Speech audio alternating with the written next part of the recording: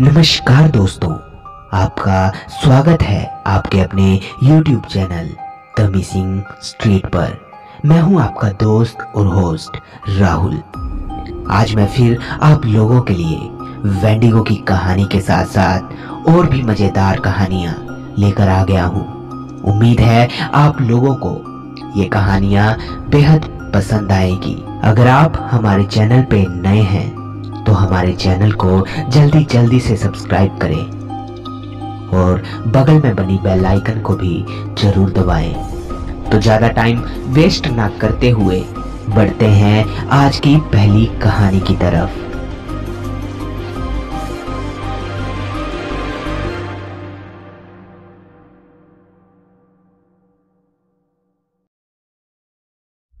मेरा नाम नवनीत है। ये स्टोरी पता नहीं आपको हॉरर लगेगी या नहीं, पर ये मेरी लाइफ का सबसे डरावना दिन था। मैं और मेरे दो फ्रेंड्स हम रोज रात को सैर करते थे। अपने स्कूल के दिनों में ये जैसे हमारी लाइफ का हिस्सा बन गया था कि हम रोज अपने गांव के चक्कर लगाते थे। एक दिन मैं अपनी कोचिंग से वापस आ रहा था कि रेलवे स्टेशन के पास 10-20 लोग इकट्ठे होकर खड़े थे। मैंने जब देखा तो वहां एक औरत की लाश पड़ी थी। ये विधवा औरत यही रेलवे लाइन के पास चाय और समोसे की रेडी लगाती थी। उसको किसी ने मार दिया था। मैंने पहली बार किसी लाश को ऐसे देखा था। ये बात भी समय के साथ साथ सब भूल गए।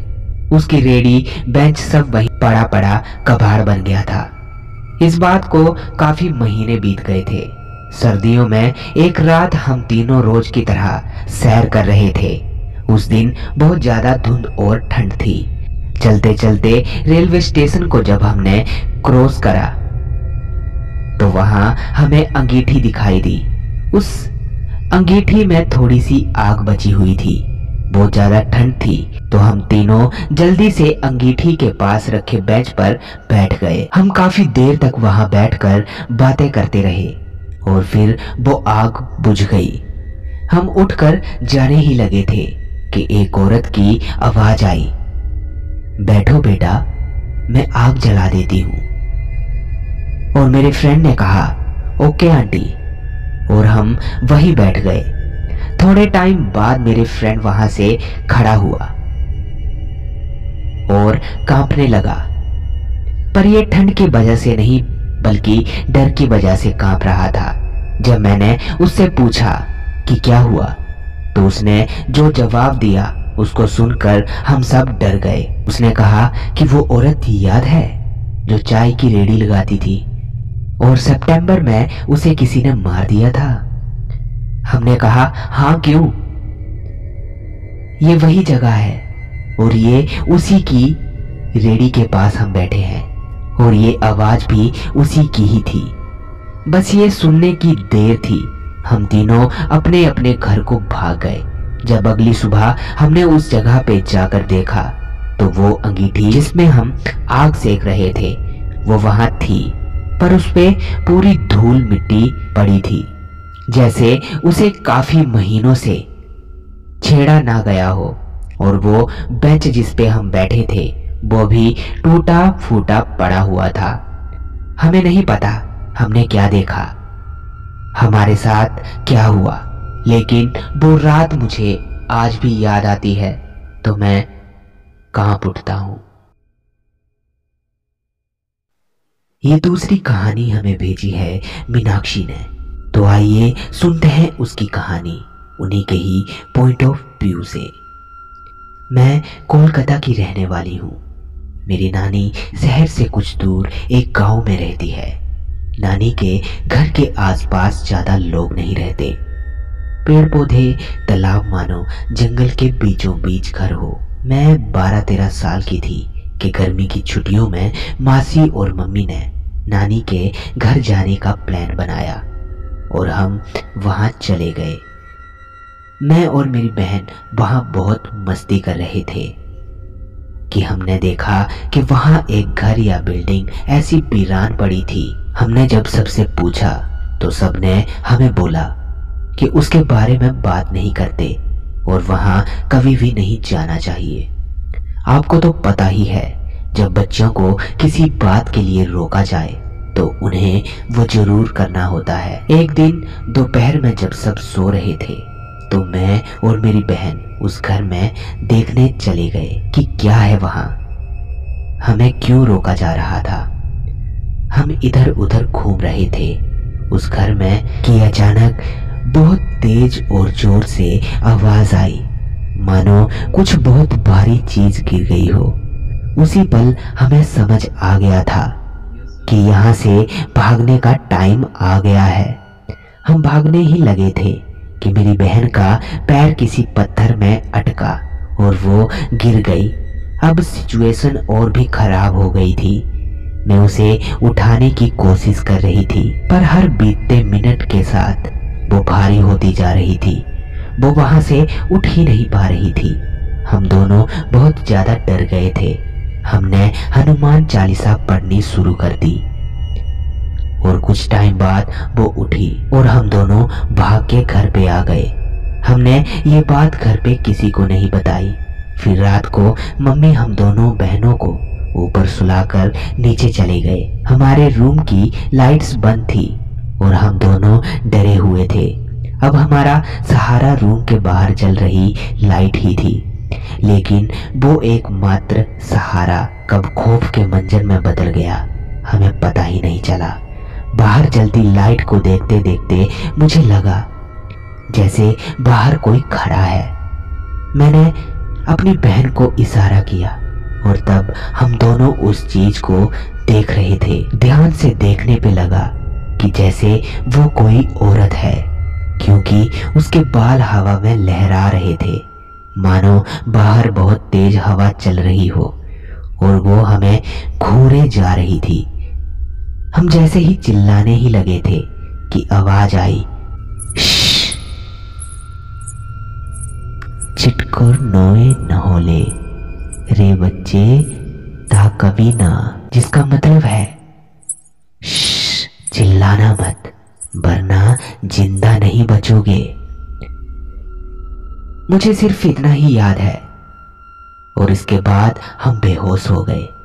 मैं आज भी जब भी मम्मी से इस बारे में पूछती हूँ तो वो बात को टाल देती हैं। मुझे आज भी नहीं पता कि उस रात हमारे साथ क्या हुआ। लगभग 4-5 साल बाद मुझे पता चला कि वो घर हॉन्टेड था, क्योंकि वहां एक औरत का मर्डर हुआ था। तो दोस्तों, ये तीसरी कहानी हमें भेजी है राजीव ने। तो आइए सुनते हैं आखिर उनके साथ क्या हुआ। ये एक बार की बात है कि मुझे सुबह जल्दी ट्रेन पकड़नी थी कानपुर से। मैं अपने फ्रेंड के घर रुका था। उसका घर एक ऐसे एरिया में था जहां बहुत ज्यादा घर नहीं थे।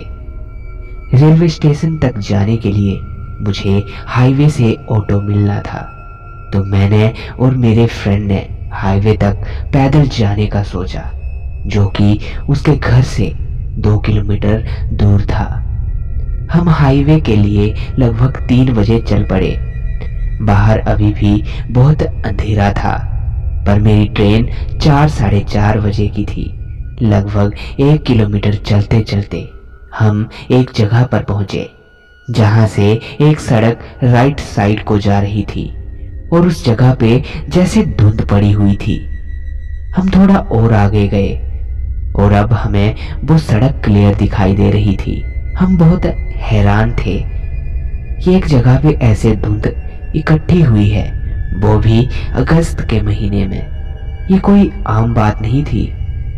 मैं और मेरा फ्रेंड सेम डायरेक्शन में देख रहे थे। ये मेरी कोई इमेजिनेशन नहीं थी। ये कंफर्म करने के लिए मैंने अपने फ्रेंड की तरफ देखा और हम दोनों बहुत डर गए और हम भागे और जाकर हाईवे पर ही रुके। हमें विश्वास नहीं हो रहा था और समझ भी नहीं आ रहा था कि हमने ये क्या देखा। हमने देखा कि उस सड़क के एंड पे एक मंदिर है और उसमें कोई बैठा है सफेद कपड़ों में, और वो कोई अजीब सा पूजा पाठ कर रहा है। शायद हमने जब समझना चाहा कि हमने क्या देखा तो हमारे पास कोई एक्सप्लेनेशन नहीं थी, क्योंकि रात के 3-3:30 बजे सूरज निकलने से भी पहले कोई मंदिर में क्यों आएगा, और इतनी धुंध, वो भी एक ही जगह पे, वो भी अगस्त के महीने में। और अगर वो कोई इंसान नहीं था तो वो क्या था, क्योंकि शायद कोई भूत या नेगेटिव एनर्जी मंदिर में नहीं जा सकती। मैंने ऑटो लिया और रेलवे स्टेशन तक पहुंच गया, और मेरे फ्रेंड ने सूरज निकलने का वेट किया और वो भी घर चला गया। कुछ दिनों बाद हम फिर वहां से जा रहे थे तो हमने देखा कि वो मंदिर वहां था, पर एक बूढ़ा आदमी उसे पेंट कर रहा था। हमें आज भी समझ नहीं आया कि हमने क्या देखा था। ये चौथी कहानी हमें भेजी है विकास ने। तो आइए सुनते हैं आखिर उनके साथ ऐसा क्या हुआ। ये बात तब की है जब मैं दिल्ली से शिमला शिफ्ट हुआ था, क्योंकि हाईवे कंस्ट्रक्शन के लिए मुझे बतौर इंजीनियर वहां जॉब मिली थी। मुझे कंपनी की तरफ से ही एक शांत सी जगह पे, जहां ज्यादा लोग नहीं रहते थे, 2 कमरों का घर मिला था। घर काफी शांत इलाके में था कि छोटी से छोटी आवाज भी आराम से सुनी जा सकती थी। मेरा एक कुक था जो कि 7 बजे तक चला जाता था।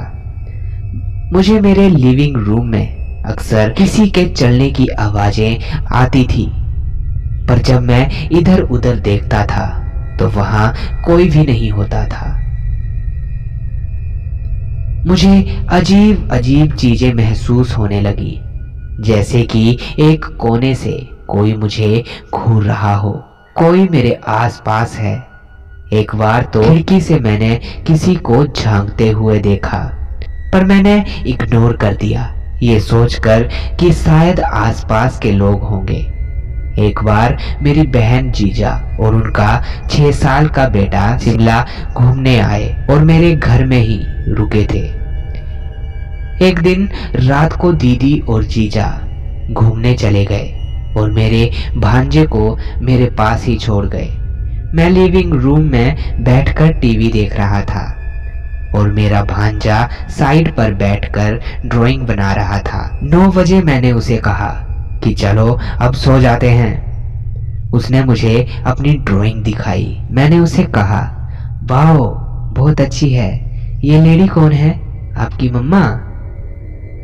और जो मेरे भांजे ने कहा उसे सुनकर मेरे होश उड़ गए। उसने कहा कि नहीं, ये मम्मा नहीं है, ये वो लेडी है जो आपके सोफे के पास खड़ी थी जब आप टीवी देख रहे थे। मैं उस दिन इतना डर गया कि अगले दिन ही मैंने वो घर छोड़ दिया। वो औरत कौन थी और उस घर में क्यों थी, वो मुझे आज तक समझ नहीं आया।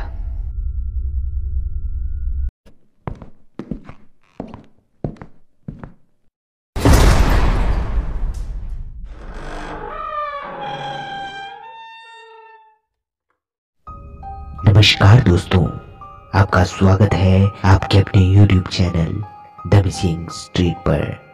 आज मैं फिर आप लोगों के लिए वेंडिगो की एक दिल दहला देने वाली कहानी लेकर आ गया हूं। आज मैं फिर वेंडिगो सीरीज का एक और एपिसोड लेकर आ गया हूं। तो बढ़ते हैं आज की कहानी की तरफ। मेरा नाम डेविड है और मैं नॉर्थ अमेरिका का रहने वाला हूँ।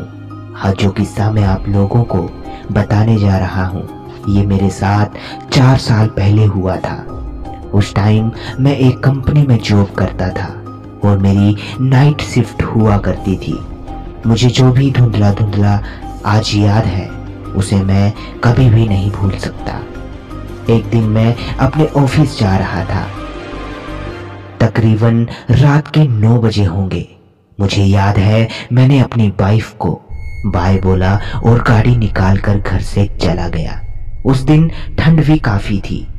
मैं आधे रास्ते पहुंचा ही था कि मेरी गाड़ी के नीचे कुछ आ गया।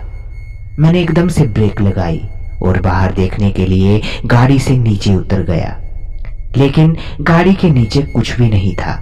मैंने फिर से गाड़ी स्टार्ट की और ऑफिस के लिए निकल गया। वो रास्ता एकदम सुनसान था। वो रास्ता शॉर्टकट था, इसलिए मैं उस रास्ते का यूज करता था। तभी अचानक मैंने देखा कि एक पेड़ के पास कुछ बड़ा सा खड़ा है। वो आदमी तो नहीं लग रहा था, लेकिन कुछ अजीब था। उस दिन से मुझे वो चीज हमेशा दिखने लगी। मेरी कार उसी जगह आके हर दिन बंद हो जाती और फिर अपने आप स्टार्ट हो जाती। ये क्या हो रहा था, इस बारे में मैंने अपनी वाइफ को कभी नहीं बताया, क्योंकि उसको बताता तो वो डर जाती। दरअसल वो चीज मेरा हमेशा पीछा करती है। मैं पहले जिधर जॉब करता था उस टाइम भी मुझे ये सब दिखता था। मैंने तभी ही उस जॉब को और उस घर को छोड़ा। अब मैं इस बात को अपनी वाइफ को नहीं बता सकता था, वरना वो फिर से डर जाती। एक दिन फिर से मेरी कार उसी जगह पे बंद हो गई और मैंने सोचा क्यों ना इसे आज मैं देखूं, ये है क्या और मेरा पीछा क्यों करता है। जब मैं उस जगह पहुंचा तो वहां कोई भी नहीं था, लेकिन तभी एक झाड़ी से आवाज आई किसी के गुर्राने की। तभी मुझे बहुत गंदी बदबू आने शुरू हो गई। मुझे कुछ दिखा 100 मीटर की दूरी पे, एक ऐसा शैतान जिसकी टांगे तो इंसान की थी पर उसका सर एक हिरण के जैसा। वो मेरी तरफ ही देख रहा था और एक ऐसी भयानक मुस्कान थी। मैं ये सब देख के डर गया और वहां से भागने लगा और वो भी मेरे तरफ ही आ रहा था। तभी मुझे उस वेंडिगो ने मेरा नाम लेकर बुलाया। David, David, come here. I am waiting for you. मैं जितनी तेज भाग सकता था मैं भागा और जल्दी से अपनी कार के पास पहुंचा और अपने घर ही वापस चला गया। मुझे क्या पता था कि अब ये मुश्किल मेरे घर तक आ जाएगी। जब मैं सोने गया तो मैंने देखा कि मेरी वाइफ डरी हुई एक कोने में बैठी थी और एकदम डरी हुई सी लग रही थी। जब मैं उसके पास गया तो वो कुछ बड़बड़ा रही थी। वो आएगा, अब वो मुझे नहीं छोड़ेगा, अब हम दोनों नहीं बचेंगे। डेविड, मुझे बहुत डर लग रहा है। मैंने अपनी वाइफ से पूछा कि आखिर हुआ क्या, तुम इतनी डरी हुई क्यों हो। तो उसने मुझे बताया कि डेविड, जब हम पहले वाले घर में रहते थे तो मुझे वहां कुछ मिला था। मैंने पूछा क्या मिला था, तो उसने बताया एक बुक ब्लैक मैजिक की।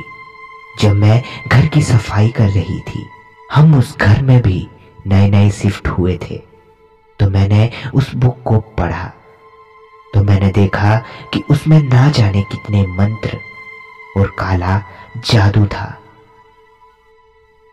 मैं ये सब देख के बहुत एक्साइटेड हो गई और डेली उस बुक को पढ़ने लगी। जब तुम घर पर नहीं होते थे तो मैंने ऐसे ही मजाक मजाक में एक दो विधि ट्राई कर ली। मैंने पहला जादू तुम पे ही किया था, ये देखने के लिए कि ये काम करता है या नहीं। सॉरी डेविड, मेरी वजह से ये सब हो रहा है। जब मैंने तुम पर काला जादू ट्राई किया था तो उसने वर्क किया था। तुम अब मेरी हर बात मानने लग गए थे। अब तुम घर पर दारू पीकर नहीं आते थे।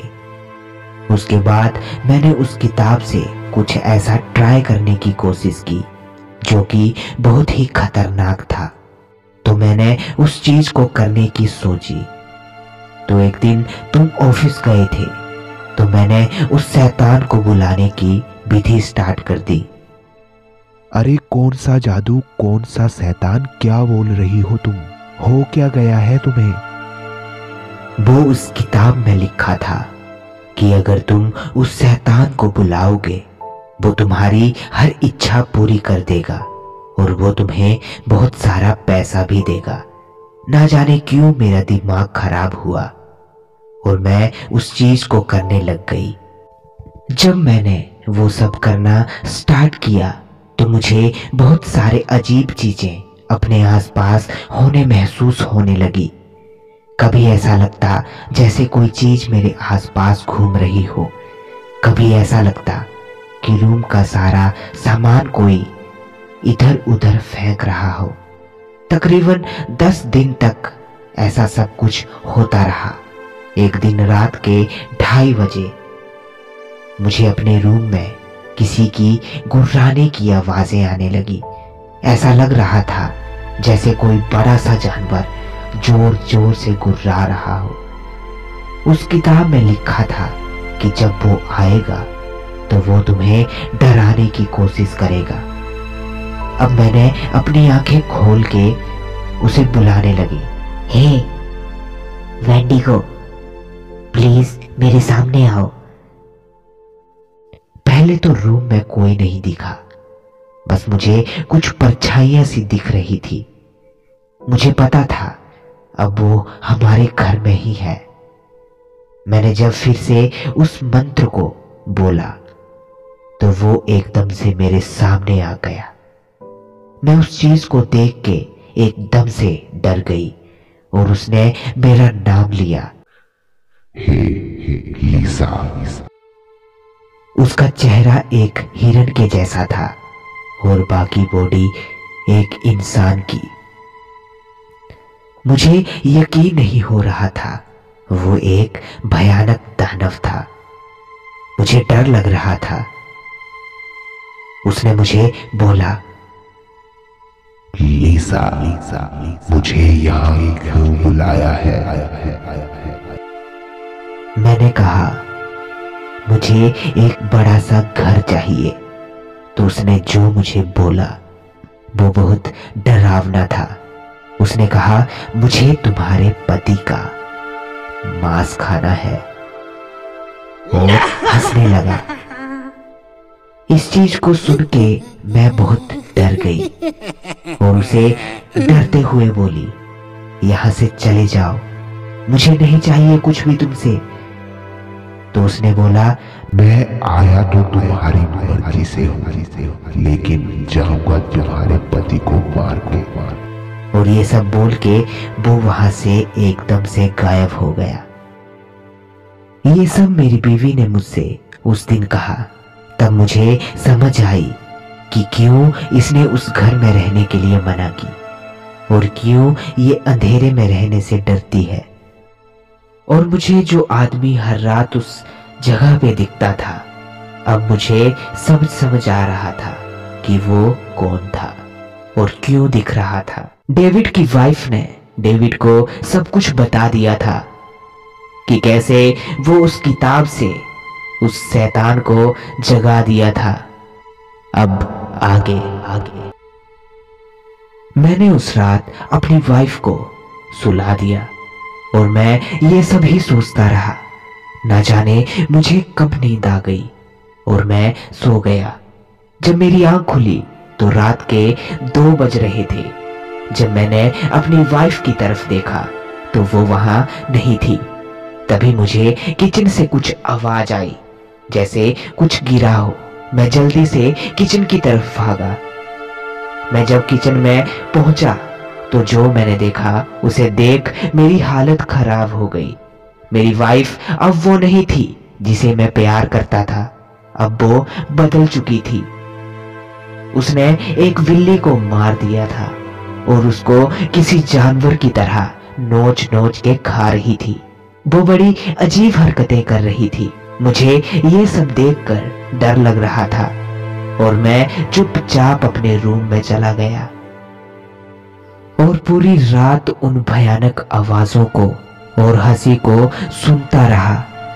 मुझे पता ही नहीं लगा कि मुझे कब नींद आ गई।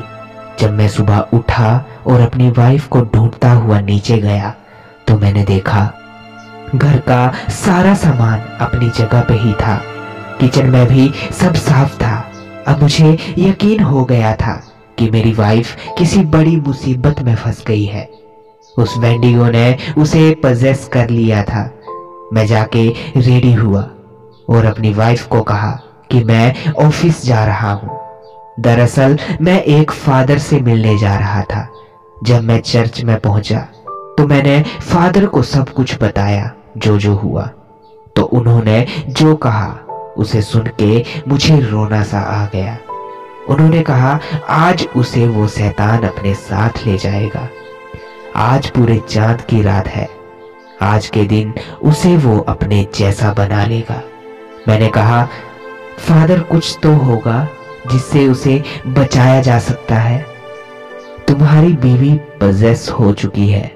अब उसे रोकना थोड़ा मुश्किल होगा, लेकिन आज मैं तुम्हारे साथ जरूर चलूंगा। मैं उनको अपने साथ अपने घर ले आया। मेरी वाइफ ने पूछा ये कौन है? मैंने कहा दोस्त है। और फिर हमने रात का इंतजार किया। आज रात वो शैतान मेरी वाइफ को ले जाने वाला था। पहले तो फादर ने उस किताब को ढूंढने को कहा। मैंने वो किताब हर जगह ढूंढी पर वो मुझे कहीं नहीं मिली। मैंने ऐसे ही हंसते हंसते उस किताब के बारे में अपनी बीवी से पूछ लिया, लेकिन मेरे पूछते ही वो कुछ परेशान सी हो गई और कुछ सोचने लगी। फिर उसने मुझे वो किताब लाके दे दी। जब मैंने उस किताब को देखा तो वो किताब मुझे काफी पुरानी लगी। तकरीबन 60-70 साल पुरानी होगी। उस किताब पर लिखा था डेविल्स बाइबल। मैंने उस किताब को ले जाकर उस फादर को दे दिया। उस फादर ने मुझे होली वाटर दिया और कहा इसे अपने घर के कोने कोने में छिड़क दो और सारे दरवाजों पर भी अच्छी तरह से। मैंने ठीक वैसे ही उस होली वाटर को हर जगह, हर कोने, हर दरवाजे पर छिड़क दिया। रात के ठीक 11 बजे ही मेरी बीवी कुछ अजीब अजीब सी हरकतें करने लग गई। उसे ना जाने क्या हो गया। मैं समझ गया और जल्दी जल्दी से फादर को बुलाया। फादर ने आते ही उस पर कुछ होली वाटर फेंका और कुछ मंत्र पढ़ने लगे। अब हमारे घर में कुछ अजीब सी बदबू आने लगी जो मुझे उस दिन आई थी। अब हमारे घर के बाहर वो ही चीज इधर उधर भागने लगी। मुझे उसका चेहरा दिख रहा था।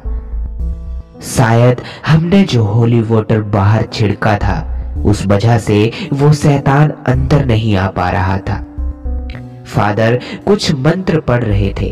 तभी मेरी बीवी ने एक भयानक चीख मारी। मैंने अपनी लाइफ में आज तक कभी नहीं सुनी थी इतनी भयानक चीख। मेरी वाइफ बहुत दर्द में थी। मुझसे उसका दर्द देखा नहीं जा रहा था। तभी फादर ने उस किताब को जला दिया। तभी मेरी वाइफ अचानक से नीचे गिर गई और बेहोश हो गई और वो शैतान भी वहीं जलकर राख हो गया। तभी फादर ने मुझे बताया इस किताब को जलाने से ही इस शैतान का अंत होना था। अगर ये किताब हमें नहीं मिलती तो शायद मैं तुम्हारी वाइफ को नहीं बचा सकता था। अब सब कुछ ठीक हो गया है। तुम इस जगह को छोड़ के कहीं और चले जाओ।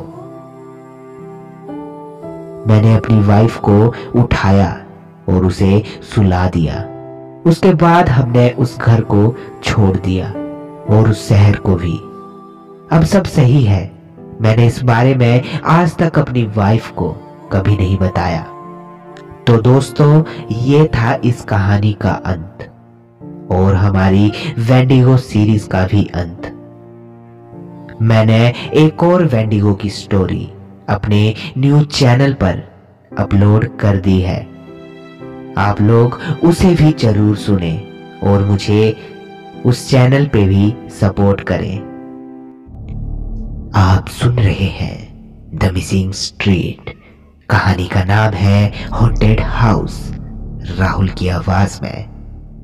कहते हैं कुछ कहानियां दिल में बस जाती हैं, हम उन्हें जीने लगते हैं, हम उनसे सीख लेते हैं। और कुछ ऐसी भी होती हैं जो हमें अंदर तक हिला देती हैं कि हम सोच भी नहीं पाते। कुछ हमारे मनुष्य जीवन से प्रेरित होती हैं, तो कुछ ऐसी होती हैं जिनके बारे में कल्पना करना भी मुश्किल होता है। हम सोचने लग जाते हैं, आखिर ऐसा भी होता है क्या?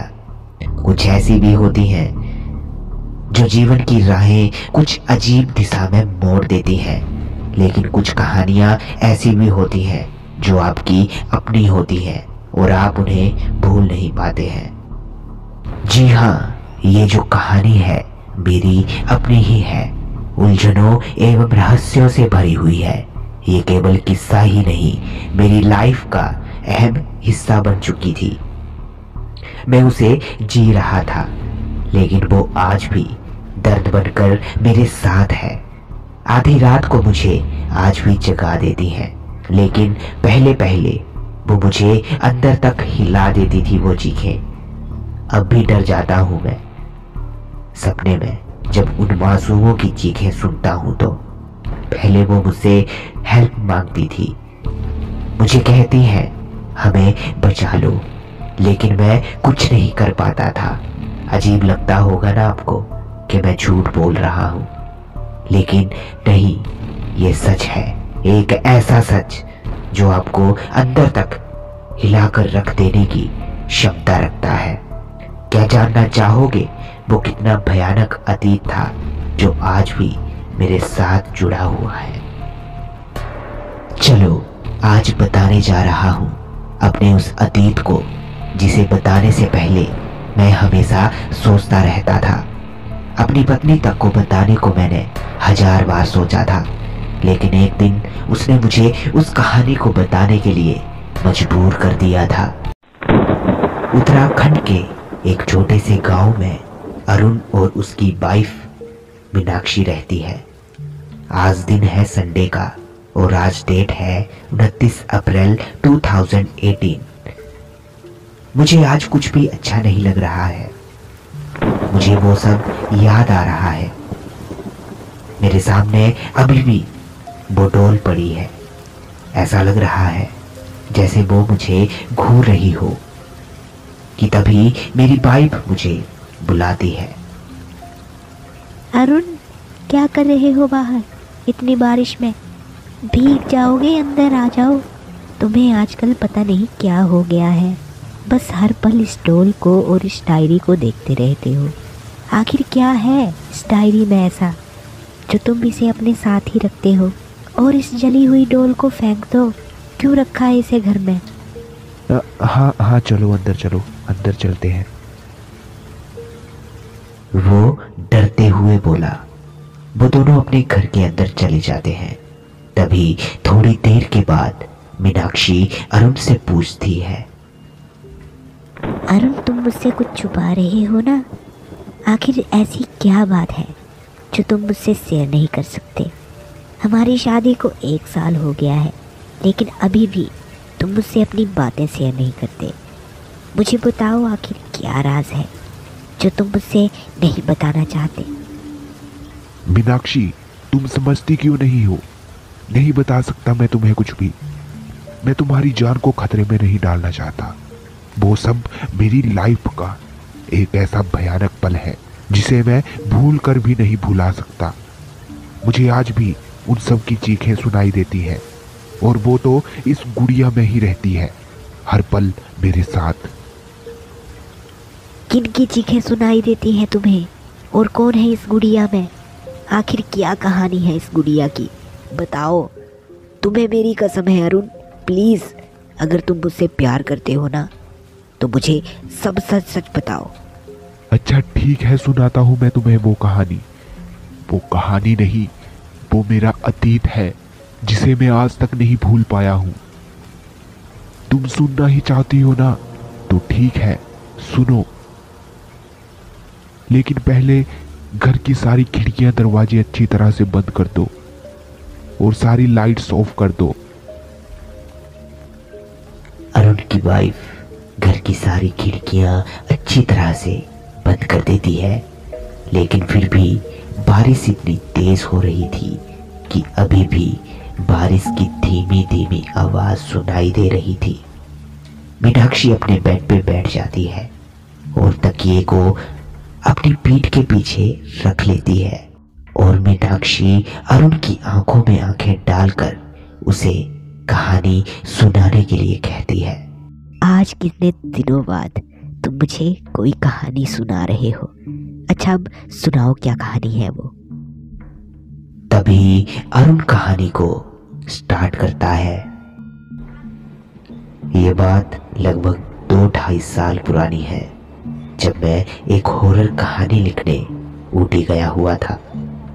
मुझे एक ऐसे घर की तलाश थी जो कि पुराना और एकांत में हो। मैं ऊटी के रेलवे स्टेशन पे खड़ा था। मुझे कुछ समझ नहीं आ रहा था कि मैं क्या करूं, कहां जाऊं और कहां ढूंढूं ऐसा घर। मैं वहीं चाय पीने लग गया। तभी मैंने उस चाय वाले से पूछा, अरे भैया, यहाँ कोई आसपास पुराना घर मिलेगा जो कि बहुत दिनों से बंद हो? मुझे एक ऐसे ही घर की तलाश है जहाँ मैं अपनी कहानी लिख सकूं। अरे हाँ बाबूजी, एक घर है, लेकिन उस घर में कोई भी नहीं रहता। जो भी रहने आता है ज्यादा दिन तक नहीं टिक पाता। लोगों का कहना है वहाँ भूत रहते हैं और लोगों को रहने नहीं देते। अच्छा जी, भूत भूत कुछ नहीं होते, सब वहम होता है मिस्टर चाय वाला, क्योंकि आज तक मैंने तो कोई भूत नहीं देखा। ना जाने आज तक मैंने भूतों की कितनी कहानियां लिख दी। भूत नहीं होते। तुम मुझे घर बताओ, कहाँ है वो? फिर अरुण ने उस चाय वाले से उस हाउस का पता लिया और वहां से चला गया। अब उसकी एक टेंशन खत्म हो गई थी घर की। उसने उस घर के मकान मालिक से उस घर को 1 महीने के लिए रेंट पे लिया और उस घर को देखने लगा। अमेजिंग यार, वाओ, कितना सुंदर घर है। इतना पुराना घर मैंने आज तक नहीं देखा। खामखा इस घर के प्रति लोगों ने अफवाहें फैलाई हैं ताकि इस घर में कोई न रह सके। चलो, अच्छा ही है, अब मैं अपनी कहानी शांति से पूरी कर सकता हूँ।